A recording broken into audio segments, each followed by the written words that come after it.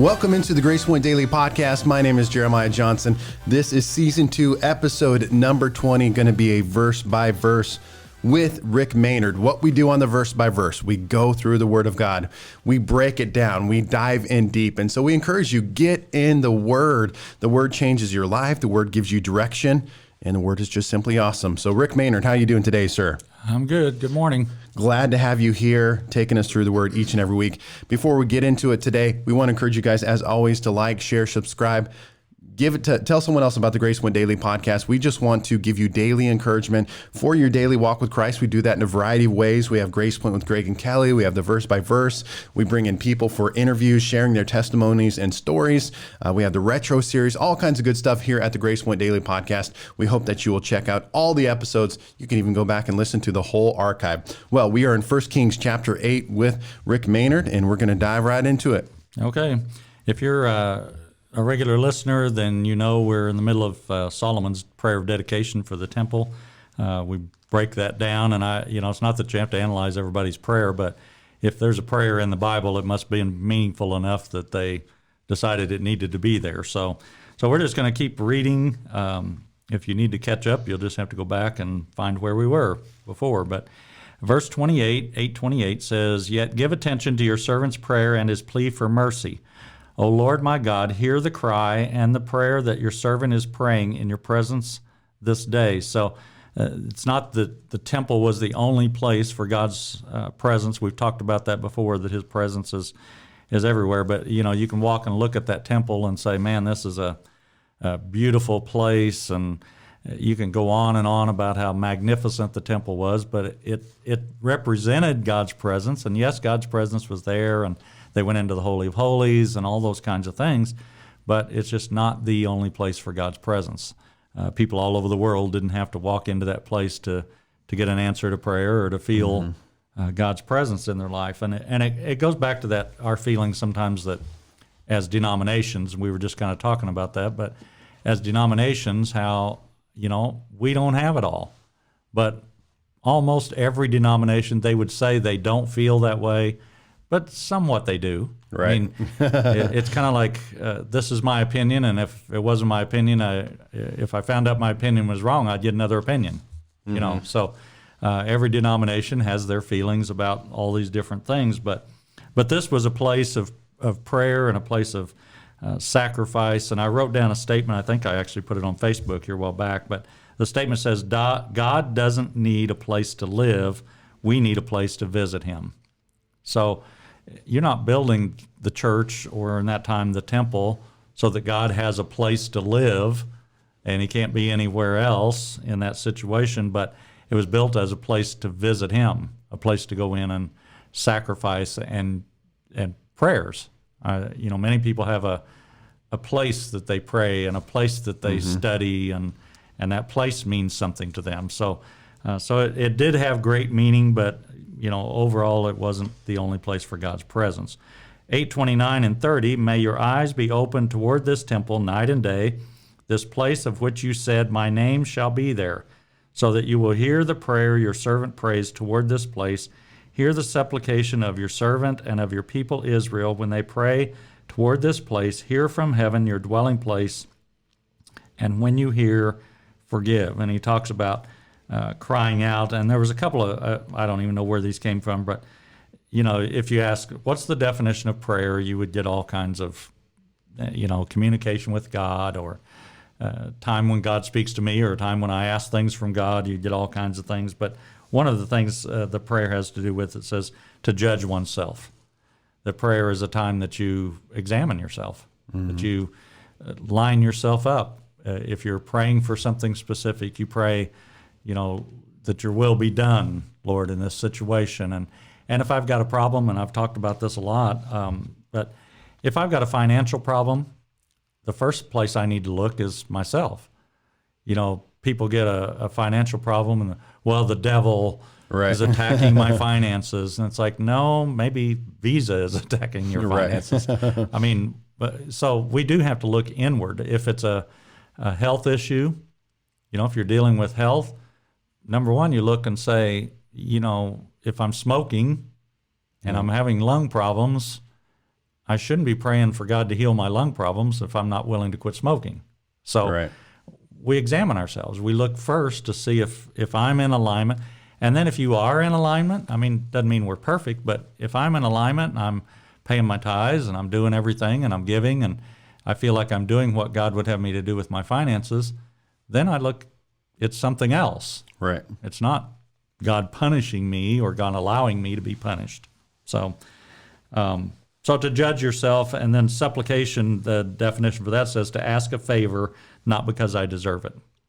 And most of the times when we ask, well, every time, Right. every time we ask God for something, we don't deserve it. Yeah. I mean, we have to realize that. But I'm going to start saying that more. Lord, I need a favor. yeah, Lord, can you do a favor for me? I know I don't deserve it. I mean, usually I deserve it, but this time I know I don't deserve it. But it's interesting. We're going to kind of come back to this later, but it says toward this temple, toward this place.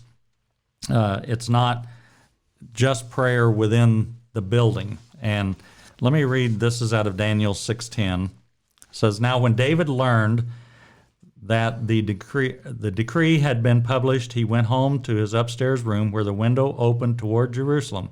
3 times a day he got down on his knees and prayed." And then Jonah 2:4 says, "While inside the whale, I said, I have been banished from your sight, yet I will look again toward your holy temple." So it's praying toward the temple, and it would be as if we lived under that kind of law now. You know, when you prayed at your house, you would need to turn toward the church. You're facing. I don't know if I don't know if that was accidental, Yeah. or if it was built that way, or whatever. But it was very significant during that time that temple did have great. I mean, it wasn't just one of the churches; it was the church, I guess, is what you would say. Yeah. And so important that when you prayed, you needed to pray toward that temple. Yeah. Toward the presence. Well, I know we have friends in our church that just came back from Europe, Eddie and Debbie, and they talked about how in every town, I can't remember what countries they were in, Germany mostly, I think. But how every town was the main point, or the main structure of every town was the church. Yeah. And how there was such importance and centrality to it and all these kind of things to the church. Yeah, we have it like that here, but it's one of each denomination. Right. That's kind of the issue here. But and he mentions, and I don't know, I wondered about this because when it talks about Jonah, it says, "Yet I will look again towards your holy temple." I mean, he's in the belly of a whale. I don't know how he knows what direction or what's going on there, but it's just the idea of what was important during that time. And then it's interesting in this verse and several other verses, so we won't come back to it again, but it talks about when you hear, forgive. And it goes on and on in many verses. When you hear, forgive. When you hear, forgive.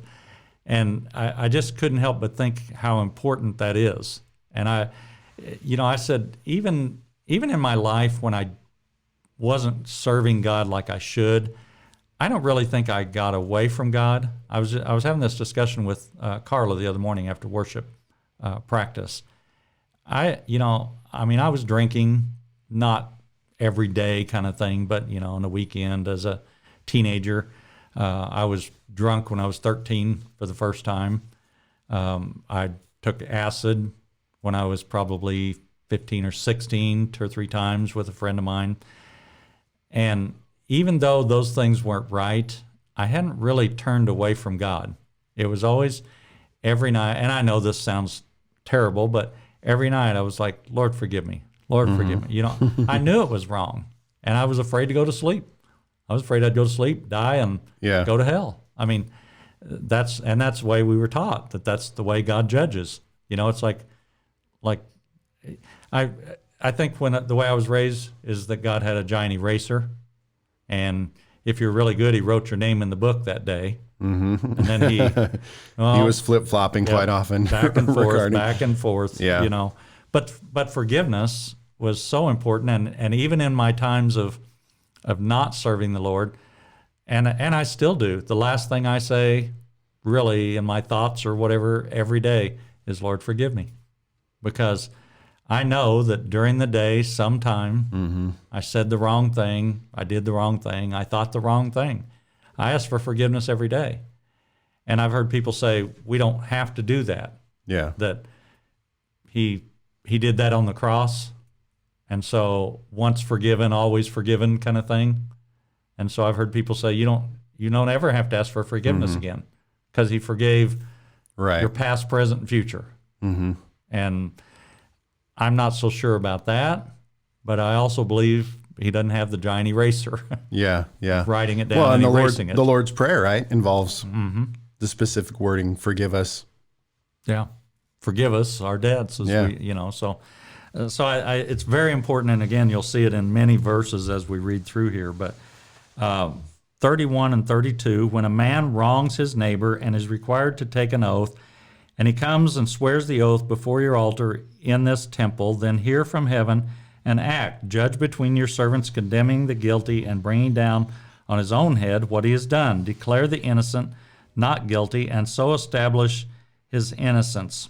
And so this is talking about, those things when a man does wrong, judge him. Solomon wasn't saying everybody else does wrong things and I don't, but he was crying out for the man, or coming to an agreement with what God said, that, I will judge, I will take care of these things. So all he's doing is asking for what God said he would do. And I want to read just a couple of things. This is out of Numbers chapter 5 and where are we at? 5:11.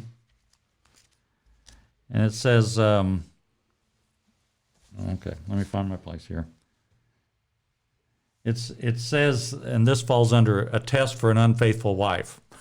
So that's what we want to, well, it goes on and talks about the man too, so we won't get caught up there. But wives, I'm not going to. Yeah, you wives, you listen to this out here. But this is the way we're going to start examining to see if there's been an unfaithful wife in our church. So we're going to go clear back to the book of Numbers. It says, then the Lord said to Moses, speak to the Israelites and say to them, if a man's wife goes astray and is unfaithful to him by sleeping with another man, and this is hidden from her husband, and her impurity is undetected, since there is no witness against her, and she has not been caught in the act, and if feelings of jealousy come over her husband, and he suspects his wife and she is impure, or if he is jealous and suspects her even though she is not impure, then he is to take his wife to the priest. He must also take an offering of 1/10 of an ephah of barley flour on her behalf. He must not pour oil on it or put incense on it, because it is a grain offering for jealousy, a reminder offering to draw attention to the guilt. The priest shall bring her and have her stand before the Lord. Then he shall take some holy water in a clay jar and put some dust from the tabernacle floor into the water. After the priest has had the woman stand before the Lord, he shall loosen her hair, place in her hands the reminder offering, the grain offering for jealousy, while he himself holds the bitter water that brings a curse. Then the priest shall put the woman under an oath and say to her, if no other man has slept with you, and you have not gone astray and become impure while married to your husband, may this bitter water that brings a curse not harm you. But if you have gone astray while married to your husband, and you have defiled yourself by sleeping with a man other than your husband, here the priest is to put the woman under this curse of the oath. May the Lord cause your people to curse and denounce you when he causes your thigh to waste away and your abdomen to swell. May this water that brings a curse enter your body so that your abdomen swells and your thigh waste away. Then the woman is to say, amen, so be it. It's quite a... Praise the Lord for the Old Testament ways. That's the way we need to go back to the Old Testament. So you better read this, make sure you got it. You got it down. Well, I'm just saying about that. It's talking about forgiveness and how things are to, this is the way you test for it. You're testing for the honesty and the integrity. And I will say, it goes on and talks about the man. We're not going to read all that because that's not important. Right. We don't want to get into that. But it really, and I don't mean to be graphic, because all I'm doing is saying what the Word says. People don't realize how graphic the Word of God is. But for the man, we just read about the woman and what would happen to her. For the man, it was swelling in the sexual organs. Wow. Is what I mean, that was the curse that would come on the man if he were brought to the priest being unfaithful. So even in those times, we say, well, like the woman caught in adultery says she was caught in the very act. Well, we always say, what about the man? Never talks about punishment for a man caught in adultery. But in the Old Testament, it worked both ways. Right. For that man who was unfaithful, he had the swelling in the sexual organs. She's talking about her abdomen swelling. And I mean, there was a physical thing that you could see that would happen to these people for being involved in those sexual sins. So, excuse me. So the sin, in other words, within the church, they're bringing them to the priest. These are people who probably were part of the church, if you would. And so we have, I believe that it's worse for a man to sin within the church than it is outside the church. To whom much is given, much is required. I think that a pastor who has an affair, I think that's worse than a non-Christian who has an affair. Now, we can say, oh, no, all sins are the same. All sins are the same, but the consequences and the damage those things do are not the same. So you can't say stealing a candy bar is just as punishable as abortion. Those things. So don't, be careful when you say, well, all sins are the same. They're not all the same. The consequences for what happens and how many people that affects. Yeah. You talked about that last night. It doesn't just affect the person. Right. It affects the church, the hurt within the church. So, yeah, and you see, not to dive, I guess, try to be accurate, but kind of, I've read some of these articles in terms of whether it be sexual diseases, STDs, et cetera, things like that. That obviously that they are people that are sleeping around, and the percentages are significantly greater in the context of people. So what are they doing? They're sinning, and sin increases all of these physical diseases. We look at something like the Old Testament and be like, oh, that's an old corny passage there of like something bad's going to happen to you physically by doing that. Oh, that's old and irrelevant. But the reality is today we see all these, homosexuality, STDs, sexual immorality, that it releases not just bad things spiritually, but literally physically in your life. And, I've been in Africa before, where the areas where there's high HIV, and even secular countries like that have now acknowledged what's the best way to prevent sexually transmitted diseases? Abstinence, or that's a strange thought. Doing it God's way, or following God's order or way of things protects you physically and spiritually, which we see in the Old Testament and the New as well. Right. Well, and we, the problem with the sin within the church is it affects not only the church. I mean, obviously, if my pastor has an affair, and yes, it affects him and affects his wife, and it affects the church because I'm a member here and I held you to a higher standard or whatever. So yes, it hurts the church, but it hurts outside the church, because now it just gives all those people that were against church, it's not necessary. Well, your pastor cheated on his wife. What kind of Christians you guys are no better. I never cheated on my wife. Yeah. And I don't claim Christianity. I mean, it's like you say, it's just so far reaching to your family, to the community even, because I'll guarantee you, if you have an affair, this whole town's going to know. It'll spread, bad news spreads way faster than good news. For sure. Yeah. So, the thing about those things too, if they were found not guilty, the exact opposite. So it wasn't just like, okay, you're not guilty, you can go home now. It wasn't that simple. For the woman, and we didn't read all of that. You can go back and read that. But for the woman, she was granted health and fertility.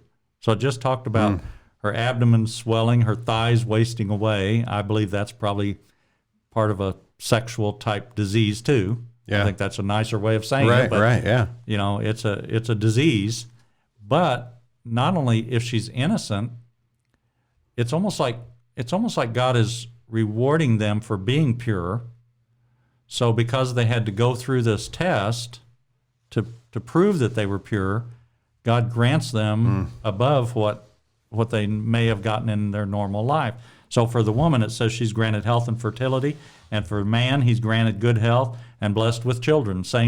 They both get the same blessing, and the curse for that was damage to their bodies in the reproduction area, and the blessing for not being guilty of those things was fertility and good health and all of those things. So you're exactly right. You can relate it to, the STDs and things that we have today. It affects all of those things. But God says, well, you know what? If you'll remain pure, then you won't have those. I mean, it's pretty simple. Yeah. We wouldn't have to have abortions.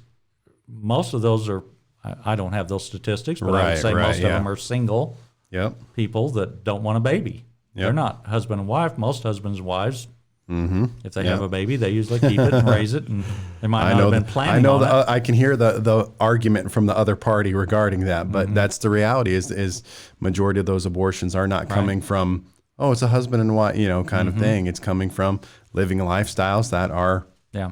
Most husbands and wives, I believe, if they get pregnant, it might not have been planned, but they're like, well, we didn't plan on this. I don't know about you. When I had my twins, we weren't planning on starting a family. Right. I mean, we really weren't ready for that. And, she got pregnant and we raised the twins. So anyway, we'll move on. We're not having a podcast on... it's not a podcast on fertility today. Or fertility and abortion. So verse 33 and 34, when your people Israel have been defeated by an enemy because they have sinned against you, and when they turn back to you and confess your name, praying and making supplication to you in this temple, then hear from heaven and forgive, there's that word forgive again, the sin of your people Israel, and bring them back to the land you gave to their fathers. So one of the Hebrew versions of this says, when your people Israel is smitten before an enemy. You look at things, that's why I say not everything is a punishment from God. So you look at your life and say, have I done something that deserves this? Well, in this case, it's saying when they've been defeated by an army, why? Because they've sinned against you.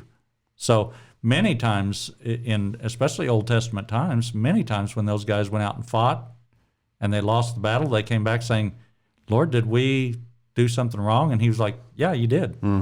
You didn't wait for my word. You didn't wait for my timing. So it's when they turn back and confess, then hear from heaven, forgive their sin. So, and bring them back. In other words, it's saying, don't just kill them all and be. It's more about repentance. It's like those in the church. They leave the church, quit going to church anywhere, and they come back and they're repentant for what they've done or whatever. You want to welcome them back. Lord, bring them back to right relationship. That's what he's asking for. And I want to talk about just for a second here about unintentional sin. And I know there's people. I heard somebody said to me one time, well, it'd really be better off if we hadn't even heard about God, because then we just automatically get to go to heaven. And I tried to explain that it really doesn't work that way either. Yeah. Because it says every man is without excuse. Yep. So somehow there's a judgment on everyone, but there's unintentional sin that I didn't know about. As I've grown, I've learned to not do some things that I used to do because I was just ignorant of. It was like, I didn't know I wasn't supposed to do that. Yep. Of course, I was raised Assembly of God. You weren't supposed to do anything. so it kind of fit. Right. I'm sorry, slamming the Assembly of God this morning. But there's a couple of places, and you can go read these. We're not going to read them this morning. But when people realized their sin, and one is in 2 Kings 22, and this is Josiah. And they come to Josiah, and I'm putting it in a nutshell here, and they say, we found the book of the law when they were going through the temple. And so they bring that to Josiah, and he begins to read it, and it says he tears his robe. In other words, That was their sign of anguish over what had happened. What happened was they were reading things and finding out that they hadn't been doing the right thing. And he corrected that. If you read that story, he begins to say, hey, bring this back, get these things out of the temple. He began to do all that because he didn't know. You know, we think, well, how could he not know? Not everybody had a copy of the Bible. You know, they weren't like we are. Right. Yep. You know, I shouldn't be able to claim ignorance if I've got a Bible that would show me what Right. to do and That's a not great to point. do. Yeah. And so, but back then they didn't have. Not everybody had a copy, so they were living in a time where the book had been lost, and when it comes back and he finds out he's been doing the wrong thing, and that's totally contrary to somebody saying, well, I wish I'd have never heard, because then I'd just get to automatically go to heaven. Yeah. Well, what they were saying is, man, I'm so glad that I found out what I shouldn't be doing. Yes. Yeah. And it happened again in Nehemiah chapter 8 with Ezra.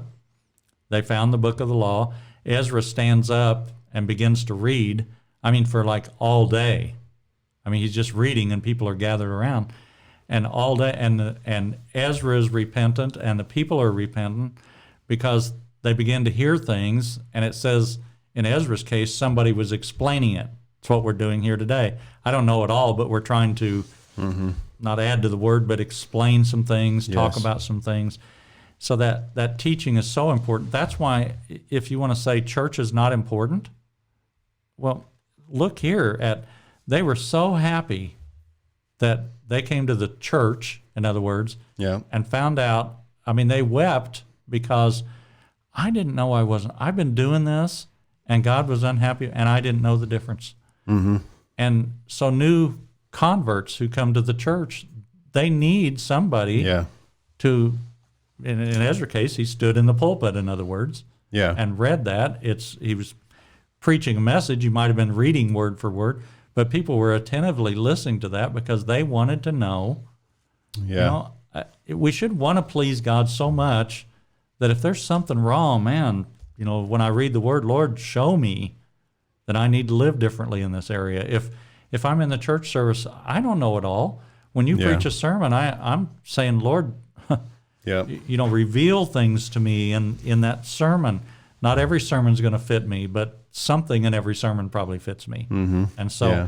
Well, it just kind of brings up reiterate that reality or that truth of it's not so much about when we talked about holiness, doing what is right or wrong, but I think that the heart of every believer should be my one desire is to please Right. you and to remove things that might hinder you. We Right. can have these discussions or arguments about maybe some things that we don't have a specific Bible verse or scripture for, where some people may like, well, can I do this or can I do that, Right. and where's that heart, the heart issue, where's that springing forth from? Is because you want to do Right. it so that you can do it and get away with it Right. and feel comfortable? Or is there, I almost question if you're really searching that out and searching for an answer, maybe the answer is no regarding that thing, Right. because you're trying to figure out, how much it's that whole truth of how much can I give God as opposed to how much can I not give him and Right. still, make it to heaven. Right. If I die today, I'm still going to make it, those types of things. And so I think that's the balance we play out through the generations, especially in our generations of whether it be movies, culture, music, etc. These issues, drinking or non-drinking, drinking one drink a day, all these Right. kind of things. The issue becomes what's the heart that says, God, I want to please you and take things out of my life that could be a hindrance, could be an obstacle, could be a barrier that keeps me from being really, really close to you. Well, it's, and I've heard that same thing too, especially like when I went to Willowcrest, those kids. Now, if I smoke, will I go to hell? Right. If I drink, will I go to hell? That's kind of the issue. And this may be a terrible example, but I use the example. If my wife said to me, I won't divorce you if you sleep around. It would hurt me, but I won't divorce you. So should I go sleep around, even though I know it's going to hurt her, but I know she won't divorce me? So the concern shouldn't be whether or not she's going to divorce me. It should be whether I'm going to hurt her. Yeah. And that's exactly what you're saying. The issue should not be, can I do this, or will it send me to hell? But how does it make God feel?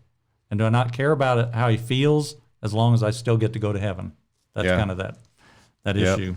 So 8:35-36, when the heavens are shut up and there is no rain because your people have sinned against you, and when they pray toward this place and confess your name. So it really is just going back and kind of saying the same thing that he said in some of these other verses. But when they pray toward this place and confess your name and turn from their sin because you have afflicted them, then hear from heaven and forgive the sin of your servants. There's that word forgive again. Your people Israel. Teach them the right way to live and send rain on the land you gave your people for an inheritance. So there's not always there's not always a reason for calamity it's not always a curse of God. You know, I hear people say, well, California's on fire. Well, it's no wonder the way they live out there. You know, those liberals out there. Yeah, I heard one time when Joplin had the tornado. Yeah, well, those gay bars and stuff. They have so many gay bars in Joplin, and that's probably why. That's just not reality. If God speaks and says, "I'm going to do this," if you don't, someday, yes, He's going to destroy this earth. Yep. For the sin of people, but you can't point the finger. It's just like when they said, "Who sinned?" When the guy had a disease, who sinned? Well, yeah, absolutely. Nobody. It doesn't mean that. It's just that's the way things happen sometimes. So, so there's not always that specific reason for calamities and things that happen. And I'll wind it up here, but we're gonna read some things in Leviticus that talk about a reward for obedience and punishment for disobedience. There are things that are directly related to something that I've done. There's things that are related to my sin in my life that I have consequences. It's like to say God does forgive, but you live with consequences. Yeah. I know people who are sitting in a wheelchair today because they were drunk driving and had an accident. I'm not saying God said, okay, you're going to be in a wheelchair because you did that. Yeah. But they've not been healed. They've prayed about that. And at some point, I think of that Johnny Erickson Tata.